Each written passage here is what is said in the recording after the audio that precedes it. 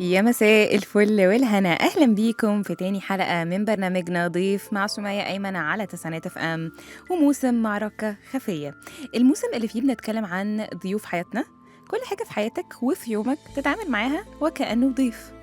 وأي ضيف بيخليك لما تكون عارفه وفاهمه كويس جدا تعرف تتعامل معاه وتستفيد منه. يعني مثلا أنا ضيفة عندكم اللي بيستضيفني في عربيته، برنامج يعني، أو في بيته لمدة ساعة.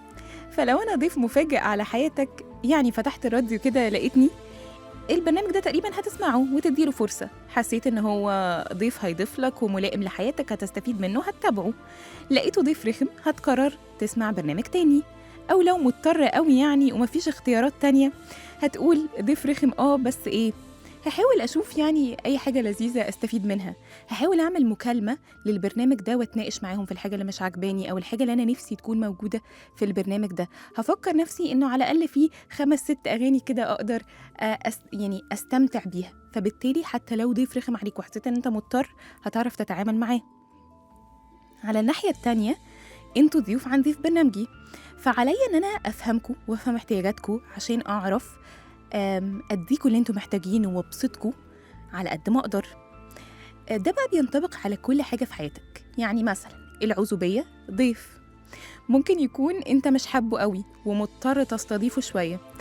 فلو انت فهمته وفهمت كمان عكسه اللي هو الارتباط اللي بيكون فيه كتير من المسؤولية والسهر ووقت فراغ قليل، هتشوف ان مرحلة العزوبية دي فرصة انك تدرس اللي انت حبه، تخرج خروجات اكتر، تعمل حاجات جديدة، فرصة اكبر انك تعرف نفسك وتدرس اصلا الجواز وازاي تقدر تبني علاقة حب.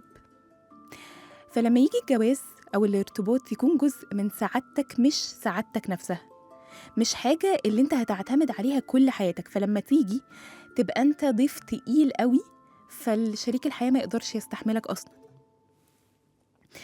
وضيوف الموسم ده هي المعارك الخفية اللي بتكون الاضطرابات الشخصية أو ال personality disorders. فضيف حياتك ومعركة الخفية للنهاردة أتمنى ما يكونش يعني ضيف عليكم، بس يعني الله أعلم. هو اضطراب الشخصية المضادة للمجتمع أو الأنتي سوشيال، اللي كتير منهم، أو مش هنقول كتير منهم بس بعضهم أو في منهم بيبقوا بيعملوا سلوكيات إجرامية. فسؤالنا إيه اللي ممكن يخليك تتعاطف مع المجرم؟ أرقام التواصل بتاعتنا 010427894، أو اكتبوا لنا رسائلكم على صفحة الفيسبوك الخاصة بتسعينات اف ام #ضيف. تعالوا نروح فاصل سريع نرجع لكم تاني.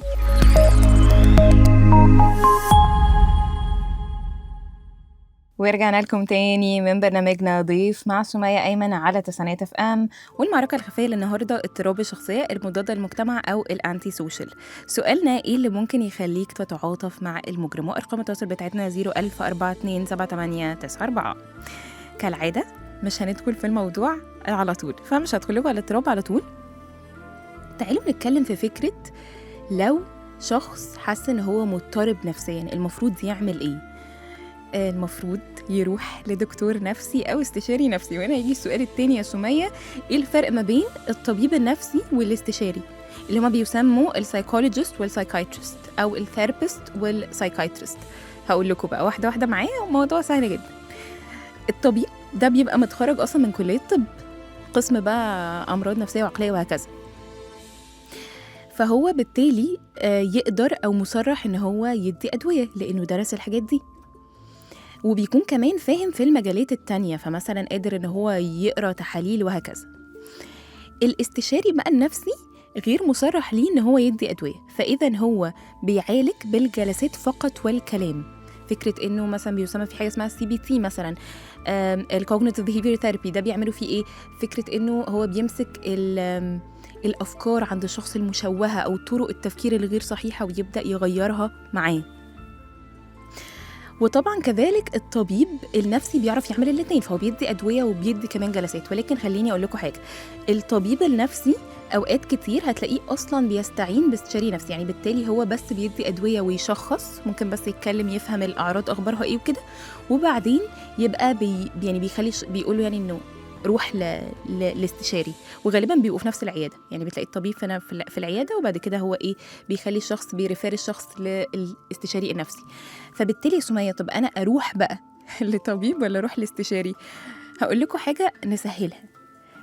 روح لأيهما. ليه بقى؟ لأنه أصلا الاستشاري لو حس إن أنت محتاج أدوية هيقولك محتاج تروح لطبيب. الطبيب لو حس إن أنت محتاج تتكلم أكتر هيقولك أنت محتاج تروح لاستشاري.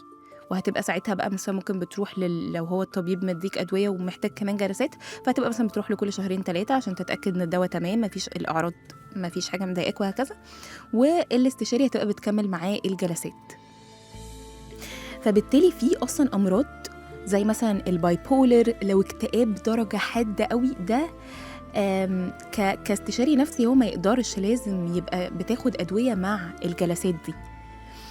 فبالتالي اللي أنا بقولك ما تلخبطش نفسك قوي، روح لده أو ده، وكده كده يعني إن شاء الله بإذن الله ربنا يرزقك بحد عنده ضمير. فهو يعني لو حس إن أنت محتاج جلسات، لو هو طبيب هيوديك والعكس. طب يا سمية بقى، أمال إيه الكوتش؟ طلعوا لنا اليومين دول لايف كوتش وبتاع، ده بقى بيعمل ايه؟ محتاجه بص اقرا لكم 3 مرات. اللايف كوتش او الكوتش مش بيعالج. امال بيعمل ايه؟ الكوتش ده شخص بيساعدك على ترتيب افكارك، وكمان ان انت ازاي تتكلم مع نفسك. يعني اوقات كتير قوي بيبقى كلامنا جوه نفسنا في 2-3 بيتكلموا وانت مش عارف، فهو بيرتب لك الدنيا دي، ازاي تقدر تتكلم مع نفسك وترتب افكارك. فانت بتكون سليم نفسيا. وفي بعض الاوقات ممكن يبقى عندك اكتئاب يعني خفيف لا يذكر، ممكن يبدا معاك عادي. فانت بقى محتاج ان انت تتطور، محتاج مثلا تترقى، محتاج يا سمية اغير عاده معينه، ارتب وقتي، محتار في قرار معين، ما بين شغلانتين. كل الحاجات دي تقدر ساعتها تستعين بكوتش او لايف كوتش عشان يقدر يساعدك في ده. فهو بيساعد على التطور وليس العلاج. الكوتش بيكون دارس أصلا أعراض الاكتئاب والمرض النفسي عامة، علشان لو حس إن أنت عندك الأعراض دي ساعتها بيقولك أنا آسف مش هقدر أكمل معاك، حضرتك محتاج تروح لاستشاري أو لطبيب نفسي. فمحتاجة أقول لكم حاجة مهمة قوي. رحت يا سمية الكوتش ولقيته بيقول لي اعمل كذا أو بينصحني، أنا بقى أقول لك من هنا ما تكملش معاه. الكوتش لا ينصح، هو بالنسبة له انت دائما وابدا جدير ان انت تاخد القرارات. فهو بس يعني بيسألك كده اسئلة بيخليك توصل، عارفين كده اللي بيسموها لحظات اللي هو ايه ده بجد، حاجة اللي انت مش واخد بالك منها. فهو لما بيبدأ يسألك اسئلة وبتبقى الاسئلة دي فيها تحدي جدا وهكذا، فساعتها بيحصل من هنا التطور، وبتقدر كده تاخد بالك من حاجات انت اصلا مكنتش واخد بالك منها. حاجة برضو محتاجة مهمة قوي أقولها لكم عامة، يعني أي اضطراب نفسي مش بس اضطراب الشخصية. بعرف إمتى أن أنا عندي مشكلة يا سمية؟ إحنا درسناها ودائما وأبدا في خلل في حياتك. يعني العرض اللي عندي ده مثلا أفكار مثلا يا سمية يعني بتخليني مش قادرة أنزل الشغل، فمقصر في الشغل جدا، ومش قادرة أتعامل مع مراتي، ومش قادر مش عارفة بزعق لولادي، فمقصرة على جميع جوانب حياتك، أو حتى 2-3 أو حتى جانب في حياتك مقصر جدا. فإذا أنا هنا هقولك إن أنت لازم وحقك على نفسك إن أنت تروح لطبيب أو استشاري نفسي. وفي حاجة بحب أفكركم بيها قوي، إنه إحنا لما نروح الجلسات دي ده نوع من أنواع العبادة، لأنه كلنا عندنا يعني عادي، أنا بحب أسميها وقت، كلنا عندنا كده حاجات اتعقدنا منها سواء من الطفولة أو صدمات حصلت لنا في حياتنا، فبالتالي بتجيب لنا كده أفكار معينة. يعني أوقات في بعد حبة صدمات أنت مش قادر تتفائل، صلابتك النفسية بتقل قوي، فلو جالك أي ابتلاء أنت بتقع، وممكن من غير قصدك تحس بسخط وتقول كلام ما يرضيش ربنا سبحانه وتعالى. عشان كده بقولك حقك عليك، وهي عبادة إن أنت تروح لدكتور نفسي لما تحس إنه فعلا حياتك متأثرة، أو في حاجة دايما بتخلي السيناريوهات في حياتك تتعاد. يعني كل ما ادخل علاقه يحصل لي اسمها نفس المشكله، تسب بنفس الطريقه، لا طب محتاج بقى في اكيد مشكله هنا، معتقد عندك، صفه معينه محتاجين ان احنا يعني نتعامل معاها. الاضطرابات الشخصيه محتاجه بس اتكلم على حاجه مهمه في الاضطرابات الشخصيه. التشخيص بيعملوه على حسب 5 حاجات. يعني اول حاجه بيسالك على الاعراض اللي عندك، يعني انت مثلا عندك اكتئاب، عندك توتر، مشاكل في النوم، مشاكل في الاكل، كل الحاجات دي. بعد كده بيبدأ يشخصك بالpersonality disorder، باللي هو اضطراب الشخصية. فبالتالي الأعراض هنا بتبقى عاملة زي إيه؟ بتبقى عاملة لو أنا جيت بقى أجيبها لكم بطريقة جسدية جدا، كأنك رايح لدكتور مش نفسي، دكتور عادي جدا، ده زي الكحة والسخونية. إنما لما يجي يقولك على البيرسوناليتي ديس اوردر، على الاضطراب الشخصية، ده بيكون عامل زي الاميون سيستم، فكرة الجهاز المناعي. لأن فاكرين لما أنا قلت لكم إنه الشخصية هي الجهاز المناعي بتاعنا، يعني إحنا كلنا بنعدي بمشاكل في حياتنا، بس كل بقى صفة في شخصيتنا بتخلينا يا إما عندنا صلابة نفسية أقوى، فعارفين إن إحنا نتعامل مع التغييرات، وفي بيخلينا عندنا صلابة نفسية أقل، وهو هنا بيحصل الخلل أو اضطراب الشخصية. بعدين كمان بيبدأوا يبصوا على لو في أي مشاكل جسدية أصلا، فأنت بتعاني مثلا مشكلة في القلب، مشكلة في المخ، كل الحاجات دي، لأنه أصلا لو في مشكلة في المخ هي اللي مخليه عندك بعض الحاجات النفسية، ده لا يسمى اضطراب في الشخصية، لازم يكون حاجة ملهاش علاقة بحاجة مرضية أو جسدية. كمان بيبدأوا يبصوا على تعاملك بقى مع الناس، فالعلاقات أخبارها إيه، الحالة المالية بتاعتك عاملة إيه، هل عندك مشاكل مثلا مع القانون أو الدولة، في حاجة ليها علاقة بأنك مثلا اتحبست قبل كده، كل الحاجات دي. وأخيرا بقى بيبقى فيه الجلوبال أسسمنت، اللي هو التقييم العام، اللي الدكتور المفروض كل فترة لما بتكون بتتعالج معاه بيرجع له ويشوف إيه الأخبار، التقييم العام أخباره إيه. وهنا أنا كنت بالنسبة لي مهمة قوي أقول لكم دي ليه، عشان أفهمكم إنه ممكن اتنين يبقوا شخصية هستيرية، بس كل واحد الأعراض باينة عنده بطريقة مختلفة، وده هو بسبب العوامل دي، إن هو اتربى بطريقة مختلفة، ظروفه مختلفة، ثقافته مختلفة، تربيته مختلفة، وهكذا. عشان كده كان النهج اللي النبي صلى الله عليه وسلم ماشي بيه كان بيقوي جدا شخصية الصحابة. عشان كده كانوا حرب جوع بيقدروا إن هم يعني يبقوا أقوياء جدا. إيه بقى اللي كان بيقول لهم عليه، أو إيه الصفة دي؟ التفاؤل.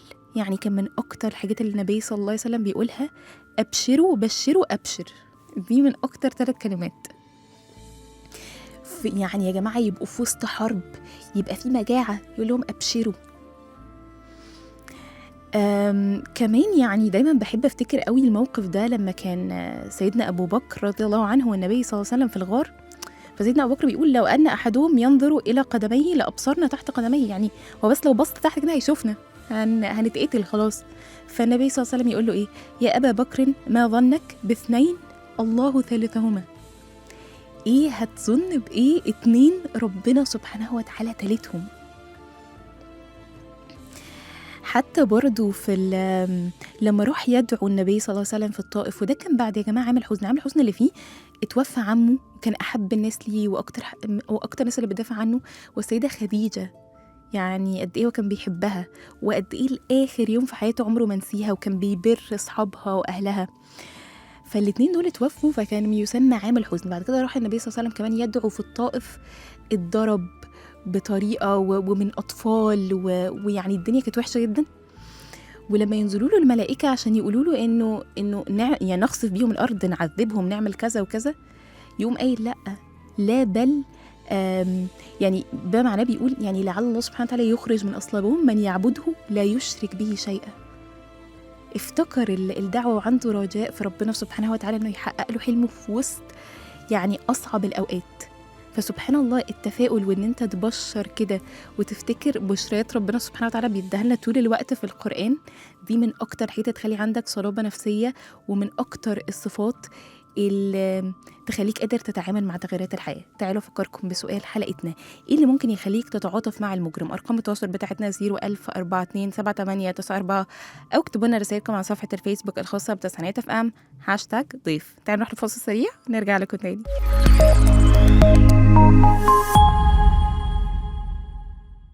ورجعنا لكم تاني من برنامجنا ضيف مع سمية أيمن على تسعينات اف ام. والمعركة الخفية للنهاردة اضطراب الشخصية المضادة للمجتمع أو الأنتي سوشيال. فسؤال حلقتنا يا ترى إيه الحاجات اللي ممكن تخليك تتعاطف مع المجرم؟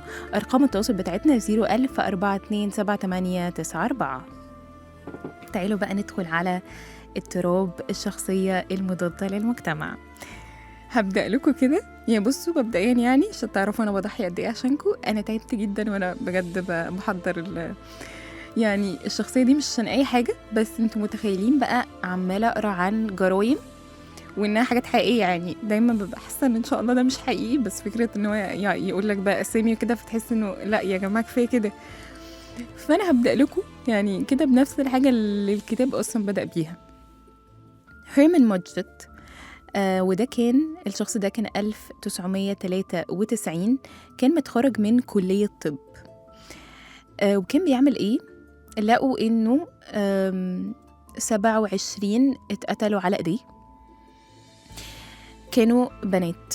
كان بيعمل إيه؟ كان بيخدرهم، وطبعا كان بيستغل شغلته في ده، يعني بقى بيمضيهم على مش عارفة التأمين الصحي والحاجات دي. بيلاقوا إنه معظم اللي مضوا بقى هم دول اللي أساسا يعني اتقتلوا أو كده. فكان بيخدرهم، بعدين كان بيعمل معاهم علاقة، وبعد كده كان بيحبسهم، وبعد كده بيفتح الغاز عشان يتقتلوا ويتخنقوا. بعد ما كانوا بيتخنقوا كان بقى بيدخل يقطعهم وكده وياخد يعني بعض الأعضاء. ده أنتي سوشيال. بس ده يا سمية كل الأنتي سوشيال كده؟ لأ خالص، ده بيقولك أكتر حاجة إكستريم، وده مش بيبقى كتير. يعني حتى فكرة إن هما اللي بيقتلوا زي ده كده، ده بيقولك إن ده very rare، يعني مش حاجة بتحصل كتير تماما. طيب الاضطراب ده، الشخصية المضادة للمجتمع، هو من مجموعة ب أو مجموعة أو كلاستر بي، زي ما احنا قلنا إن في كلاستر A وكلاستر B وكلاستر C في اضطرابات الشخصية. فدول بيكونوا عندهم تفكير أو سلوك درامي وانفعالي مفرط أو غير متوقع. زي فاكرين ده برضو نفس المجموعة بتاعت الشخصية الهستيرية بتاعت المرة اللي فاتت. وطبعا لو اللي ما سمعش يروح يسمع عادي الحلقة دي. هو نمط في نوع من أنواع اللامبالاة والعنف اتجاه حقوق الآخرين، فمش بيفرق معاه تماما حقوق الآخرين. ده بيبدأ من إمتى؟ بداية من وهو عنده 15 سنة. زي ما احنا متعودين بيكون فيه يا 7 يا 8 يا 9 أعراض بقولهم، وبقول لكم إنه لازم يكون في عدد معين من الأعراض دي عشان نقدر نقول على الشخص ده مضطرب. فأنا هقول لكم دلوقتي 7 أعراض، لازم الشخص يكون عنده 3 أو أكتر من الأعراض دي عشان أقدر أسميه شخص عنده اضطراب الأنتي سوشيال. أول حاجة، هما مش بيمتثلوا تماما للمعايير الاجتماعية، مش قلنا أصلا اسمهم مضاد للمجتمع، وبيعملوا سلوكيات غير مشروعة اللي ممكن تؤدي إن هو يدخل الحبس كذا مرة أو يعتقل. كمان عندهم فكرة الخداع، فهم بيخدعوا الناس، بيكذبوا كتير، وبيستخدموا أسماء مستعارة. ده كمان بيكون سبب من أسباب إن هم يتحبسوا. وكمان إن هم بيخدعوا الآخرين عشان يحققوا منفعة معينة أو متعة شخصية. تالت حاجة، عندهم اندفاع، خلاص يبقوا هم متسارعين جدا ومندفعين جدا، وكمان ما بيعرفوش يخططوا المستقبل تماما، عندهم فشل في التخطيط للمستقبل. عندهم نوع من أنواع العدوانية، عشان كده هتلاقيهم اعتادوا على ناس كتير بالضرب. خامس حاجة، عنده استهتار متهور بسلامته وسلامة الآخرين، يعني حتى هو نفسه مش فارق معاه ولا الآخرين. بيكون عنده عدم المسؤولية، وده بيكون مستمر، وده اللي بنشوفه إن هو بيبقى عنده دايما فشل، يعني مش بيقدر يقعد في شغلانة كتير، فتلاقيه مثلا آخره يقعد أسبوعين في شغلانة كده، يعني ما يقدرش يقعد كتير هو في شغلانة. لو في أي اتفاقات مالية مثلا استلفت منه بتاع، صباح الفل يعني، استعوض بقى ربنا على الفلوس دي. سابع حاجة، عدم الندم، عمرهم ما بيحسوا فكرة هم، يعني مش قصدي والله يا جماعة مش بشتمهم، يعني هو ده المرض، ما عندهمش ضمير. وهو ده فكرة اللي أنا قلت لكم إنه هو حتى عنده عدم مبالاة لفكرة إن حد حتى يأذيه هو أو ياخد منه حاجة أو يعامله بطريقة وحشة. في بقى حاجة مهمة قوي غير السبع أعراض دول، لازم يكون الشخص ده قبل ما يتم 15 سنة كان عنده اضطراب معين بيسمى conduct disorder. conduct disorder ده معناه إن هو عنده سلوكيات عنيفة شوية، زي مثلا وهو بقول لكم أقل من 15 سنة. كان بيسرق، كان بيكذب، كان بيكسر حاجات، بيهرب من المدرسة، يهرب من البيت، شرب شوية حاجات مخدرات بتاع، تنمر، بيأذي ناس وحيوانات عن قصد، ممكن يعمل يعني علاقات مش لذيذة تماما في السن ده كمان بالذات، يستخدم سلاح. كل الحاجات دي بتبقى ده بيسمى الكوندكت اوردر. فالاضطراب ده لازم يكون موجود قبل ما يتموا 15 سنة عشان نقدر نقول انه الشخص ده عنده اضطراب الشخصية المضادة للمجتمع او الانتي سوشيال. تعالوا احكي لكم قصة واحدة حقيقية عندها 23 سنة اسمها توني. هي المحكمة هي اللي ودتها للدكتورة دي عشان البنت دي اتخانقت مع جارتها وضربتها، وكمان لقوا معاها مخدرات، وكانت المفروض انها هتبدأ تبيعهم يعني، بس ما لحقتش تقبض عليها. يعني الناس اللي حواليها بيقولوا ان هي صعب جدا التعامل معاها، شبه مستحيل. لبسها دايما بيبقى جاكيت اسود، بيقولك عامله خرام كتير في كل جسمها، عندها تاتوز كتيره قوي، وهي بتقول انها حابه انها تكون، او ان الناس بتقول ان هي صعب ان هم يتعاملوا معاها، علشان هي بتقولك انا ما عنديش دين غير، هي الدين هي اللي عملته يعني، استغفر الله العظيم، يعني انه هي شايفه ان الدين بتاعها انه خليك انت الجاني قبل ما تكون انت الضحيه. فهي شايفة طول الوقت الأشخاص دي بيبقوا شايفين إن أنت عندك نوايا غير صالحة تجاههم. أي حاجة أنت مثلا قلت كلام حلو وعملت أي حاجة، دي نوايا غير صالحة، فبالتالي هو شايف إن الإزاء اللي هو بيعمله ده دفاع عن نفسه، يعني صباح الفل مالكوا في إيه يا جماعة كده. كمان توني دي يا جماعة بتكذب، ولما سألوها عن يعني الخناقة دي يعني وينفع تضربي وبتاع، قالت لهم يعني بقى معناه يعني امال هي اللي تضربني، او هي اللي جابته لنفسها، بما معنى يعني الكلام من الاخر، عشان كان في الفاظ مش هينفع تتقال هنا. اتسجنت كتير حتى اوقات المدرسه، وكانت انتحلت كذا شخصيه، منهم الحقيقيين ومنهم كانت اسماء هي بتعملهم من نفسها، وكان عندها كذا رخصه قياده، ودي كانت حاجه بتخليها فخوره بنفسها. باباها مات وهي عندها 5 سنين، وبيقال ان هو مات بسبب انه كان بيتعاطى المخدرات.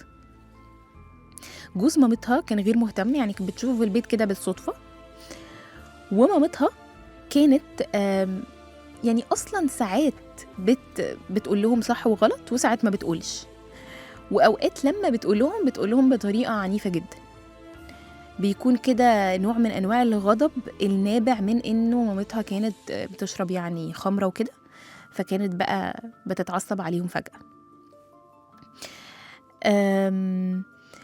فالبنت كانت بتعمل ايه؟ كانت بتلاقي انه الحاجة الوحيدة انها تهرب من البيت، فما كانتش بتحضر مدرسة تماما. كانت كمان بتثبت الناس في الشارع اوقات، تجرت في المخدرات، او كانت بتبيعه وتشربه في فترات. كانت بتسرق، يعني بتقولك ان هو اتقبض عليها قبل ما تتم 18 سنة، او يعني لحد ما تمت 18 اتقبض عليها 3 مرات. مرة كان بسبب السرقة، مرة بسبب انها حرقت قطة. يعني انتوا هما بيعملوا حاجات لا يمكن تتخيلوها كده. وبتقول انه انا مش بحس بالندم تماما، ما هو عمر ما حد حس اتجاهي بالندم لما عمل لي حاجة. ده كان كلامها. كانت بتقول ان هي مش محتاجة العيلة، انا بعرف اتعامل واجيب لنفسي كل حاجة، وان هي جت الثيرابي ده عشان بس تضيع وقت، يعني ما تفضلش قاعدة في السجن كتير يعني. وكمان هي شايفة ان هي كانت يعني ان هي ضحية جدا انها اتقبض عليها، لان هي بتقول انه هي اتقبض عليها بسبب ان كان معاها كوكايين، وكانت بتبيعه بقى وكده. فهي بتقول ان هي اضطرت تعمل كده بسبب ان هي كانت خايفة ان الولد انها مرتبطة بيه ان هو يقتلها. وده طبعا يعني يبين لنا قد ايه هم دايما بيبقوا عايزين يحسوا ان هم دور الضحية، عشان يعني لان هو دايما شايف نفسه صح، فأي حاجة هتحصل غلط والمجتمع والقانون بيقول عليها غلط، هيحاولوا يعملوا ما يسمى بالبروجكشن، ان هو يحس ان انت اللي عملت مش انا، مش دعوة. فدي كانت بعض الأعراض وقصة توني اللي عندها 23 سنة. ونقدر كده نعرف مين لي إنه هي ما لقيتش رول موديل، ما لقيتش حد تقتدي بيه. لازم الابن وهو بيكبر هو بيشوف أم وأب، هو دول اللي بيقتدي بيهم. هو ده يعني أنا طفل، أنا معرفش حاجة، فهي ما لقيتش حد تقتدي بيه.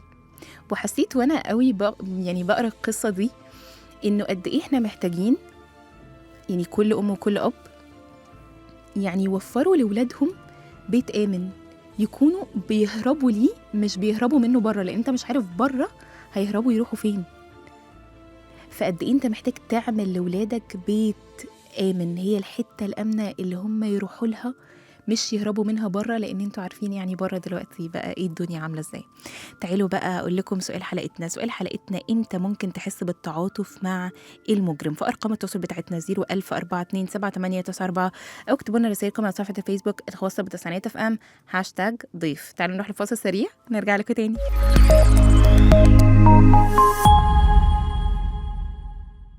ورجعنا لكم تاني من برنامجنا ضيف مع سمية أيمن على تسعينات اف ام. والمعركة الخفية للنهاردة هي اضطراب الشخصية المضادة للمجتمع أو الأنتي سوشيال، عشان بحس إنها معروفة أكتر بالاسم ده. فسؤال حلقتنا، يا ترى إيه اللي ممكن يخليك تتعاطف مع المجرم؟ وجالي بعض رسائلكم كنت بصراحة قلقانة إنه معظمكم تقولوا لأ بقى مش هنتعاطف وكده، بس الحمد لله لقيت إجابات. طيب نرمين الكبير بتقول إحساس إن الظروف اللي نشأ فيها هي السبب، وإنه معرفش لو في نفس مكانه والظروف هعمل إيه. أنا بجد من أكتر رسائل اللي حبيتها، عشان حبيت قوي إن أنتي خدمتي بفكرة أنا مش عارفة لو أنا مكانه هعمل إيه. وده بقى يعني ما أقصدش إن إحنا عادي الإجرام وبتاع، بس أقصد عامة يا جماعة، يعني مش فكرت فيها في كل حاجة. زي مثلا لو حد مثلا متدين مثلا شاف حد في فتنة معينة، يبقى حاسس ان انا عمري ما مش عارفة ايه، وما يقدرش يتعاطف معاه ولا يديله عذر ولا كل الكلام ده. انا بحس اصلا من اجمل الحاجات ان احنا بندرس الاضطرابات دي، او انه عامة انا كسمية بدرس علم النفس، انه فكرة ان انا بعرف اتعاطف مع الشخص مهما كان يعني اجريسيف قد ايه، مهما كان ممكن يكون بيضايقني قد ايه، بس في الاخر بحس ان في سبب ورا ده، فده بيخليني على الأقل أنا قادرة أتعامل بتعاطف، ولعل التعامل بتعاطف ده هو اللي يخلي الشخص ده يكون أحسن. كمان سماح بتقول صحيح في ظروف بتخلق المجرم، بس ده ما يعفيش المجرم من فعلته إلا إذا كان عقله مش موجود، وبرضه ربنا يعافينا مما ابتلي به غيرنا. معكي حق جدا طبعا، إنه فكرة إنه لو عقله مش موجود بقى ده حاجة تانية أصلا، حتى الشرع سبحان الله حتى ده معفي عنه. يعني بصراحة معاكي حق، بس بحس قوي مهم ان احنا نفهم نشأة الشخص ده ايه، عشان اولا يعني هتفهموا دلوقتي ان في منهم مش لازم يعملوا حاجات يعني يتسجنوا عليها او كده، وانه ممكن يكون عنده ستايل انتي سوشيال ما يعتبرش اضطراب، فازاي حتى تقدروا تتعاملوا مع الشخص ده. كمان عزة محمد بتقول ولا شيء، ماشي مفيش حاجة تقدر تخليكي تتعاطفي، تمام. مروة يوسف بتقول انه يبقى مريض، تمام جدا. نادر سامي بيقول هو في إنسان طبيعي بيكون مجرم، أي بني آدم طبيعي بقى مجرم بيكون وراه سبب، التعاطف معاه أما يكون اتحط في الطريق ده غصب عنه، والتعاطف معاه أما يكون هو أول المتضررين. جميلة قوي، يعني برضو انبهرت قوي بالإجابة دي، عشان فكرة إنه فعلا الشخص أوقات بيتحط في طريق وبيكون حاول كتير قوي يطلع منه، بس هو فعلا مش عارف، هو يكون أكتر واحد متأذي إن هو بيعمل كده. طيب كالعادة زي ما قلت لكم، إحنا كل مرة بنتكلم عن الاضطراب، وبنتكلم عن في حاجة اسمها إن أنا يبقى عندي ستايل الأنتي سوشيال أو ستايل الاضطراب ده. ستايل يعني أنا عندي بعض أو عندي الصفات بتاعتهم، ولكن بطريقة ما ينفعش تسمى اضطراب، اللي هو نقدر نقول شوية إنها ماشية مع الطبيعي أو اللي ينفع نتعامل معاه في المجتمع، ولا يسمى اضطراب ولا محتاج علاج. فالأنتي سوشيال كمان في منه ناس بتبقى عندهم بعض الصفات بتاعتهم، ولكن مش للدرجة اللي نقدر نخليه اضطراب أو بيضر بيها نفسه أو غيره. يعني في مثلا ستايل بيسمى adventurers، دول اللي هم بيحبوا المغامرة جدا.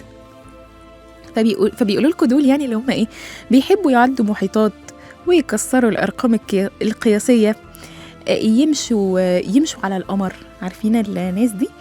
وده زي مين؟ هنقول زي كريستوفر كولومبوس. ده طبعا يعني معروف جدا، وقد ايه هو كان بيخاطر ومغامرة، واكتشف اصلا يعني جزء من امريكا وكل الحاجات دي، وازاي عدى بعض المحيطات وكل الكلام ده.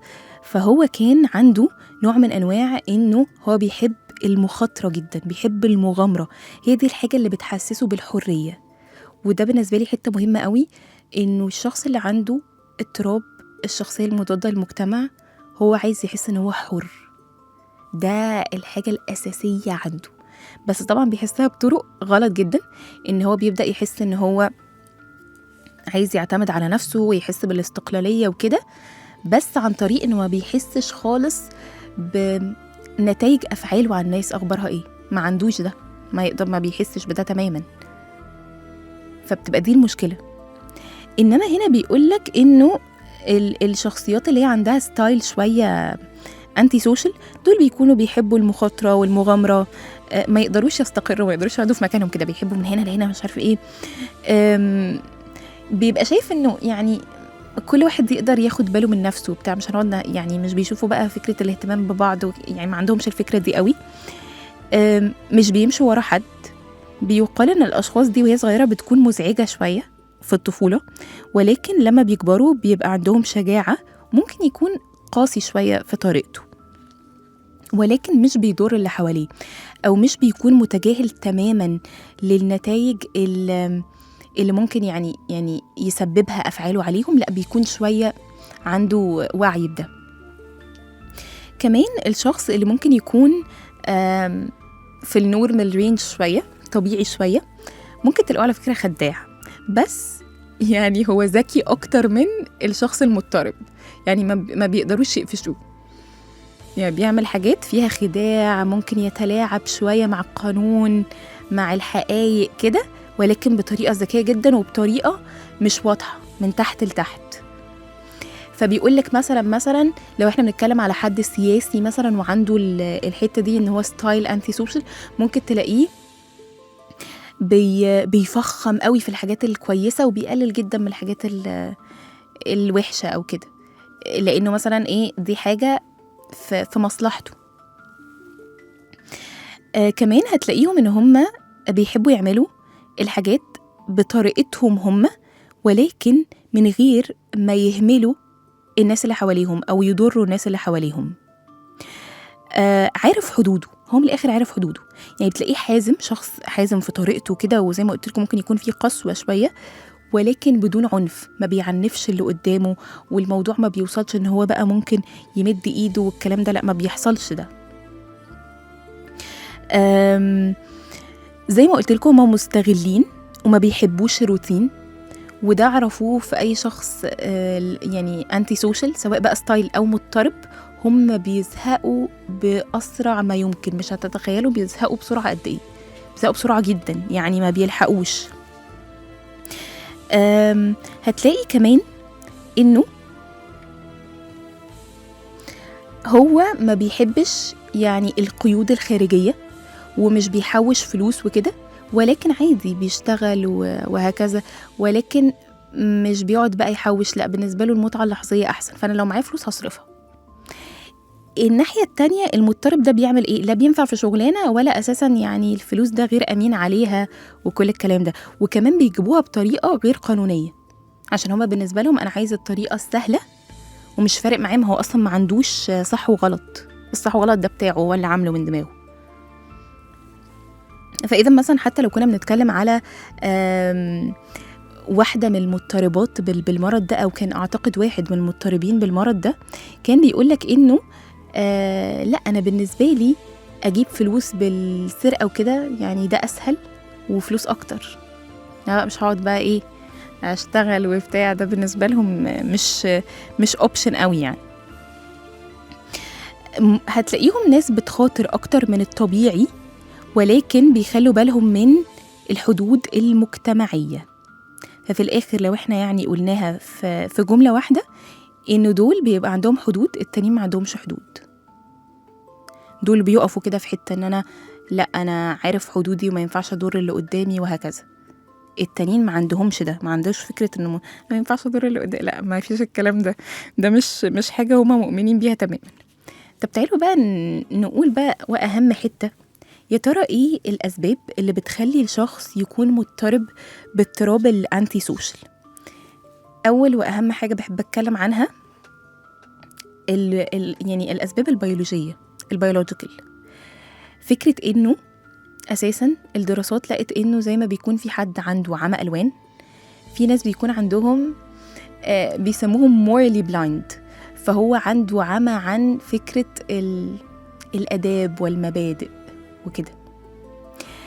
ففاكرين لما احنا قلنا إنه بيبقى عندنا ما يسمى بالإد إيجو، سوبر إيجو اللي هي النفس العليا، والهو أو الهي والنفس. فاحنا قلنا إنه النفس العليا دي اللي بيبقى عندها المبادئ والحاجات دي، والإد أو اللي هي الهو دي اللي بتمشي من الآخر، جاية من الهوا اللي بتمشي ورا اللي انت عايزه دلوقتي. فأنا دلوقتي الشخص صاحبتي ضايقتني، أنا عايزة أضربها ضربتها يعني هم كده، بس ما عندهمش بقى فكرة لا أنا اللي عايز المتعة اللحظية زي الأطفال، بيقعد يبقى عايز حاجة ويقعد يعيط عليها، هو نفس الكونسبت، هو ده الإد. بعدين عندنا الإيجو أو النفس، دي بقى اللي بتكون إيه، اللي هي بتخلي فيه توازن ما بين المبادئ وما بين المتعة اللحظية. إنه أوقات لو أنت محتاج المتعة اللحظية، أنا محتاجة أكل الشوكولاتة دي بس تمام، يعني مش هضر حد بيها، أو مفيش مشكلة لو هي فين وفين وكده، فأنا بالتالي هاخدها. وأوقات لا، أنا محتاجة أصبر وهكذا كده، عشان المبادئ بتقولي إن أنا ما ينفعش أعمل 1 2 3. الناس بقى دول ما عندهمش أصلا نفس عليا، فما عندهمش المبادئ دي، لأن هم ما شافوش أب وأم يبقوا رول موديل يقولوا ده غلط وده صح، ما كانش عندهم ده. فبالتالي احنا مثلا لما انت بتيجي تعمل حاجة فتقول ايه ده وانا شكلي زعلت فلان، ده الكلام ده جه منين؟ من تربية مامتك وباباك، سواء بقى ربوك طبعا على الدين وهكذا يعني. بس هو جه منين؟ جه من ان انا بابايا كنت بشوفه لما انه يقول لي انت كذا كده زعلتي كذا، ما ينفعش تعملي كذا وهكذا. هما ما عندهمش ده، الصوت ده بقى مش موجود عندهم، فهم دائما وابدا هيمشوا وراء المتعة اللحظية. فالفكرة اللي احنا عايزين نقولها هنا انه موضوع ممكن يبقى بيولوجي بحت. يعني بيقولك مثلا ان هم عندهم السيروتونين قليل، ما بيحسوش بالتوتر، لان الكورتيزول عندهم قليل، فما بيحسوش بالتوتر، بيحسوش بالخوف. يعني في حاجة كده عندنا هي اللي بتخليك اول ما تشوف حاجة ضرتك قبل كده تبعد عنها او تجري، هما ما عندهمش ده. فلقوا انه لما هم في حاجة خطر بتحصل، شافوا بقى الناس العادية والناس المضطربة، فلقوا ان الناس العادية لما الحاجة اللي بتخوف دي بتحصل بيبدأ ضربات قلبهم تعلى. عند الشخص المضطرب ما بيحصلش ده، ضربات قلبه ما بتعلاش، او ممكن تعلى في الاخر خالص، يعني خلاص الموضوع فاهمين ان هو الدنيا اساسا بدأت ترجع تاني، بيحصل له ده متأخر جدا. فعشان كده بيقال انه الدراسات بتبين ان الموضوع ممكن يبقى بيولوجي بحت، وان هو عنده مشكلة في فكرة انه يقرأ التجارب العاطفية، ما بيعرفش يقرأ فكرة العاطفة والمشاعر والحاجات دي، وفعلا ما بيعرفش يعمل كده. عشان كده بيقولك ان بعض المضطربين كانوا بيجيبوا كتب السايكولوجي ويقعدوا يقروا فيها علشان يشوفوا ازاي يتعاملوا مع الناس بتفكر ازاي يقدروا يحسوا بيهم. هو ما عندهمش ده. تعالوا بس نروح لفاصل، نرجع نكمل بقية الأسباب، ولكن بعد الفاصل، فاصل سريع، نرجع لكم تاني.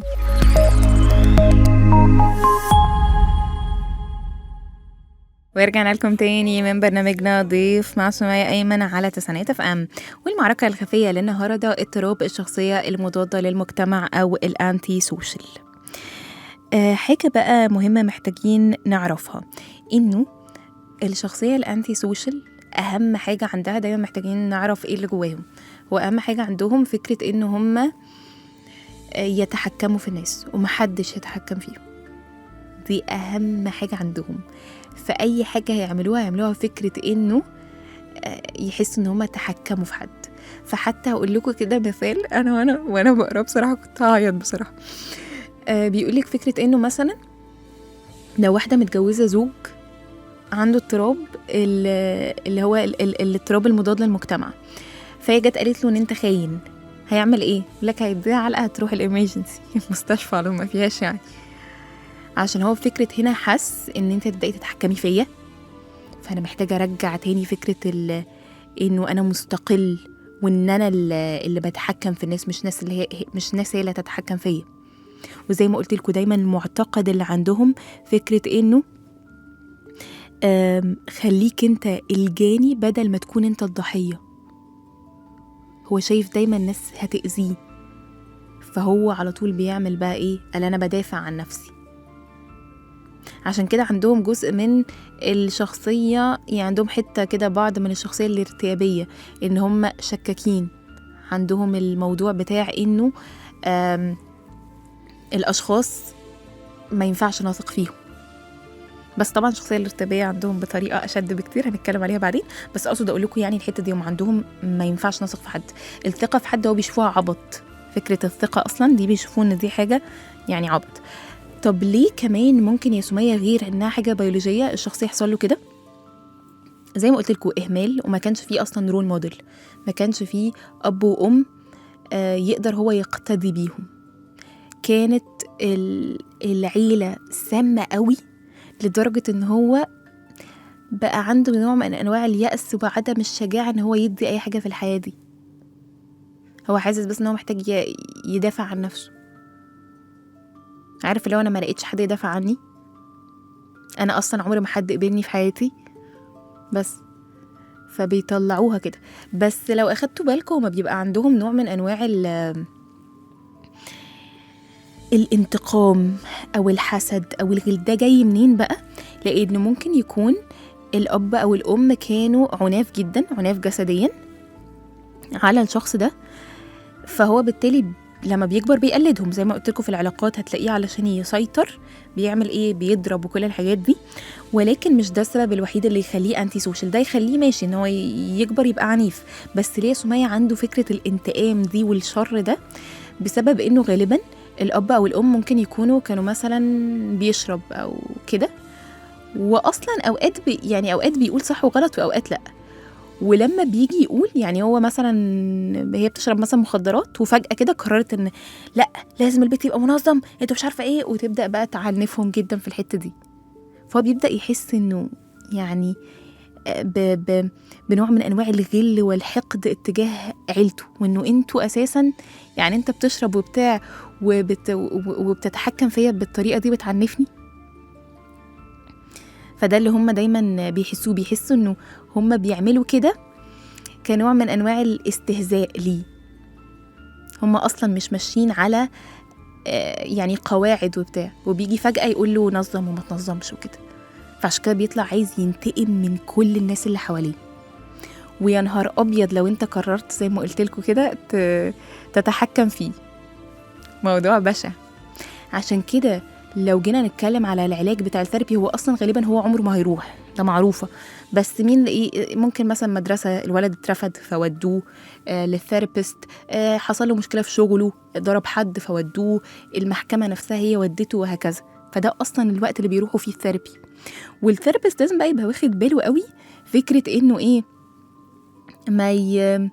ما يبقاش بيتهمه. يعني من اكتر الحاجات اللي هو فكره انه يقولوا ان انت عندك اضطراب، عشان هو ما يحسش ان هو متهم، فاصلا ما يقبلش منه الكلام ده. فبالتالي دي بتبقى حاجه مهمه قوي، ان الدكتور لو هو دكتور مثلا وسواسي وحاسس انه بقى هو لازم يمشي على القواعد وبتاع، فبدا يتهمه ان انت ازاي تعمل كده ومش عارفه ايه وكده، الشخص اصلا يعني يستحيل يتعالج. الموضوع ممكن يقلب ضده تماما، وممكن يحطه في دماغه، يعني الموضوع تروح بقى في حته تانية. لان زي ما قلت لكم دايما اي حد هيتحكم فيه هو هيبقى بيعمل عليه عدوان. عشان كده مثلا من اكتر الحاجات اللي بيقولوا عليها في الثيرابي محتاجين يبقى فيه ايه، ان محتاج يبقى فيه عقاب. بس العقاب ده الدكتور يبين له ان انا مش عايز اعاقبك، يعني ده غير مرغوب، بس هم اللي هيعاقبوك، انا مضطر. فيحسسوا هنا انه لازم يبقى مسؤول عن افعاله، وان افعاله ليها نتيجه، بس في نفس الوقت يحسسوا ان انا مهتم بيك وقبلك ومش عايز ان هم يعاقبوك. وغالبا بيقولك امتى بيبقى اسهل بكتير العلاج، لما بيكبروا شويه، لانه جسمهم بيبدا يضعف وكده، لهم جسمهم بيبقى قوي، بيبقوا طوال وهكذا.